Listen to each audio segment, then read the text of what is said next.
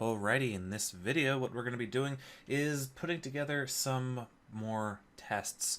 I know you guys are probably kind of getting bored of these tests, but I want to go ahead and write these tests because it'll allow us to test our command line interface before we hook in our class. What do I mean by that? Well, you've seen already the original tests that I showed you, kind of the end goal of what the system is going to do is right here, where we have this class that gets put into the command line interface, gets registered, and then commands get executed. However, I want to be able to implement some code without going all the way and writing that entire class just yet. And it's possible because what we have with our command line interface class, we have this register command method.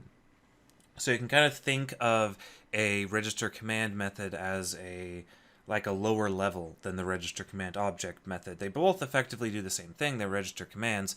The difference is that the register command object method will extract commands, quote unquote, from the object that is returned by the instance factory, whereas the register command method allows you to register a command directly with the command line interface.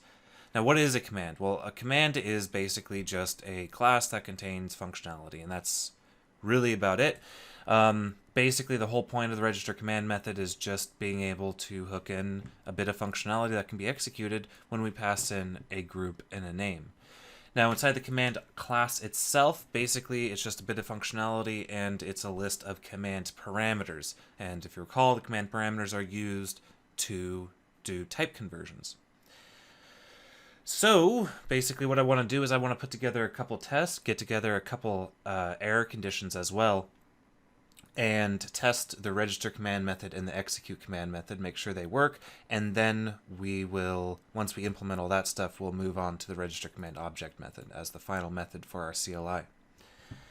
Now, in order to do this, what I am going to do is I will go ahead and implement the command object, or I guess implement it as far as we need to in order to write our tests, because you'll notice this is an abstract class, but you also notice that we have this public void execute method, and it's neither abstract nor virtual. So you might be wondering, well, where does it's an abstract class, obviously we're meant to inherit it, where should the custom code go for that particular command? Well, the answer is what I want to do is I want this execute method to verify my command arguments before it executes the final bit of code. So basically what I want to do is I want to go ahead and have a protected abstract void internal execute command arguments method.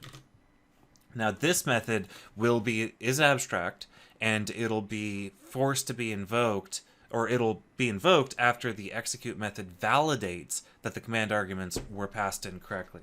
So I definitely want to make sure that the command arguments are valid before I invoke the internal execute. I figured that this is a great place to put that logic here, just as a sanity check to prevent potential bugs that might blow things up.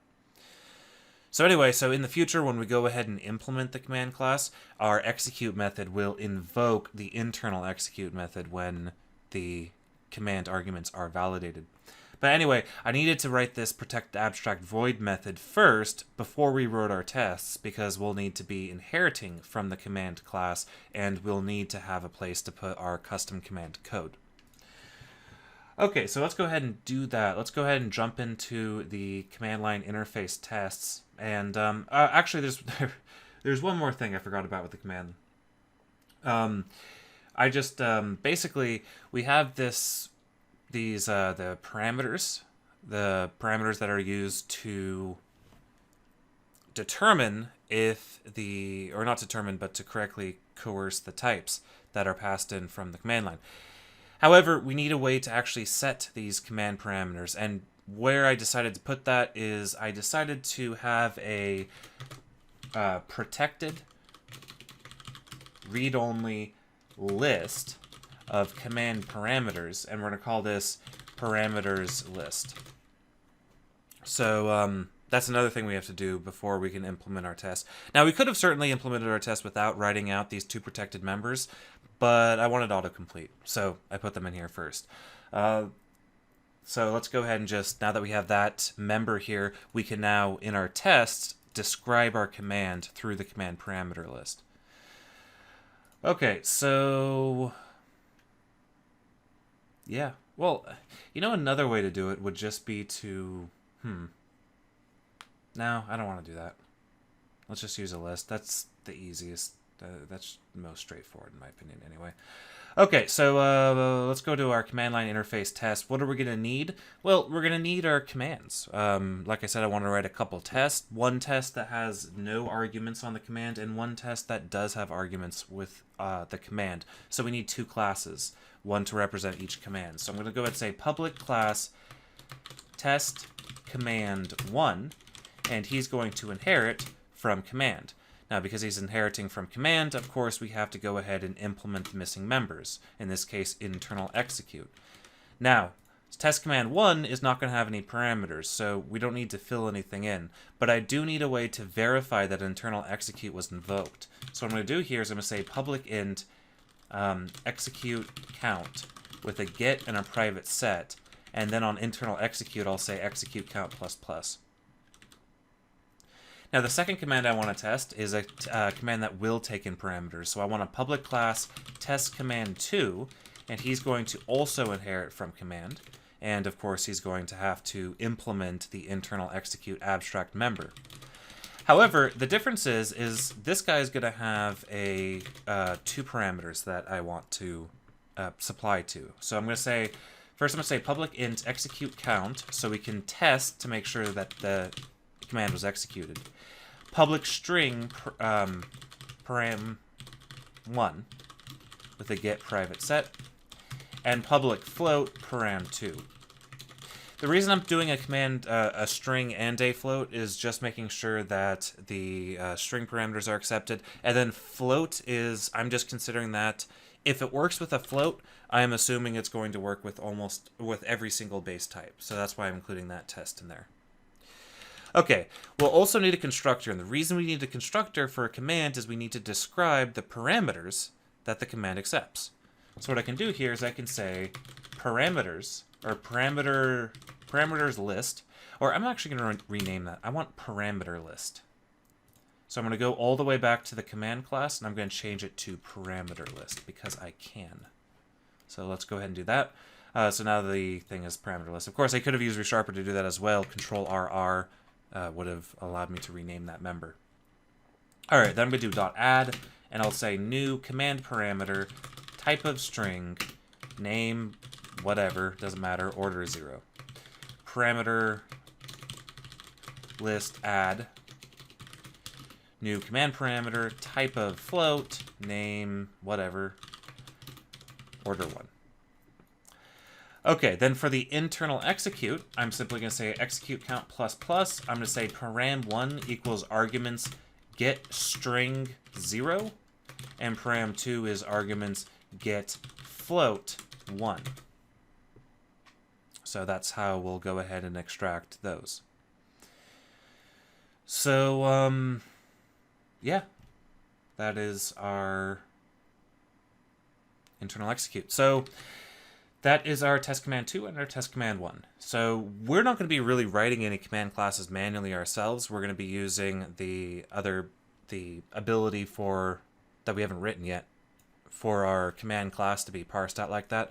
But again, this allows us to test our library at a lower level. And when you're testing things like this, the more granular you can get with your tests, within reason, of course, the better. So, all right, so let's go ahead and write the test. I'll go ahead and do these tests. I guess we'll do them at the bottom. And then I'm going to say public void. First test is I want to make sure that registering a command, the same command twice, throws an error. So I'll say registering same command twice throws. And we'll say test. And then I'll say var CLI equals new command line interface, and then I'm going to say action should fail equals multi-line lambda, and it's simply going to be CLI dot register command group command, new, let's just do test1 command, doesn't really matter. And then CLI register command, group command, new test command 1. Doesn't really matter what we pass into the argument here. What I'm wanting to make sure is if we try to register the same command twice, we'll get an exception. So I'm going to say should fail, should throw, exception, because I don't really care what the exception message is or what type of exception, because honestly that will be, that's irrelevant. That's an implementation detail. I don't really care, just as long as the exception is thrown. The next test I want to make sure that we satisfy is that when I try to execute or execute a command that doesn't exist, that it throws as well. So executing command that doesn't exist throws. And I'll say var CLI equals new command line interface. And then I'll say action should fail. In this case, I just need a single line lambda. And I'll do CLI.execute. And for the arguments, I will pass in group command. So this should fail because we haven't registered that command yet. So we say should fail, should throw, exception. Break that, don't need any white space there. Okay, for the two commands, or two things that I want to work is, let's go ahead and say register and execute 0 arg, or 0 param command. So I'll say var CLI equals new command line interface. Then I'll say var commands equals new test commands 1, or test command 1. We'll call this command. And then I'll say CLI.register command. We'll do group command command. Then we'll say CLI.execute, passing in a new string array of group command. And then we'll, of course, at the end of this, say command.execute count should be 1. And then finally, we'll also test our register and execute 1 param, or 2 param command. In this case, we'll simply say var CLI equals new command line interface, var command equals new test command 2, CLI register command group command command, CLI execute. Oh, first I'll do my constants real fast. I'm going to have a const float, or const string param1 equals param1, const, well, what's the best way to do that here? I'll do const string param2 equals 20.3.toString. Or, of course, that's not a constant value, so we'll just say var. Then we'll say execute, and execute will be param1 and param2. What am I doing there? I'm stupid. We do want a const float, and param2 is going to be .toString at that point, because we want to compare that we converted the float into a string, and then the float got converted back into a float. Or the string got converted back into a float. I don't know what I was thinking. Anyway, now we can do command.execute count should be 1, command.param1 should be param1, and command param2 should be param2. Alright. Let's go ahead and run all of our tests in our fixture. Oh, and it doesn't build. Of course it doesn't build. Let's hit F6 to see why it's not building.